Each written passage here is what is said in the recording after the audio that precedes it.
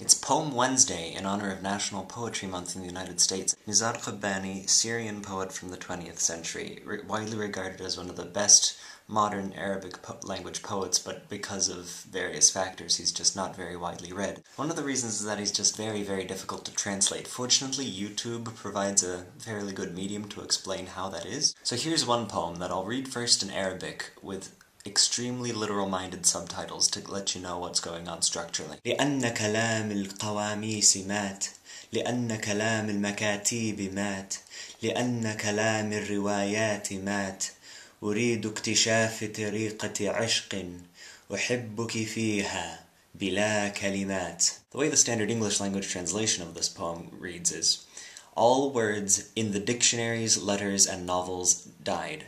I want to discover a way to love you without words. You can see that for whatever reason Bassam, Frangieh, and Clementina Brown decided to abandon the strict repetitive structure that you find in the original. That brings up a really interesting issue that you see a lot in the field of translated literature, particularly poetry.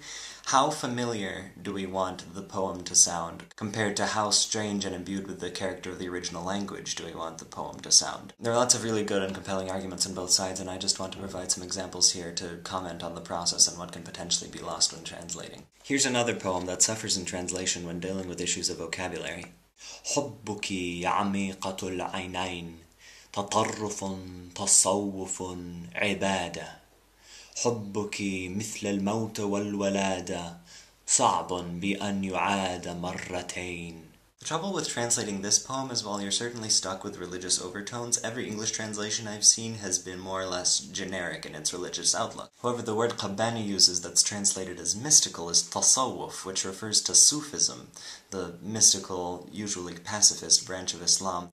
While Qabbani's main theme seems to be romance, he also had a very well-developed political consciousness, which is evident in this next poem. الحب يا حبيبتي قصيدة جميلة مكتوبة على القمر الحب مرسوم على جميع أوراق الأشجار الحب منقوش على ريش العصافير وحبات المطر لكن أي امرأة في بلدي إذا أحبت رجلا ترمى ب50 حجر. Simply put, this is the kind of Arab poetry that non-Arabic speakers aren't reading because, for example, this one I couldn't even find anywhere online in English. The translation that I put in the subtitles was my own, and if it shows anything, it shows that there's still a lot of work that needs to be done.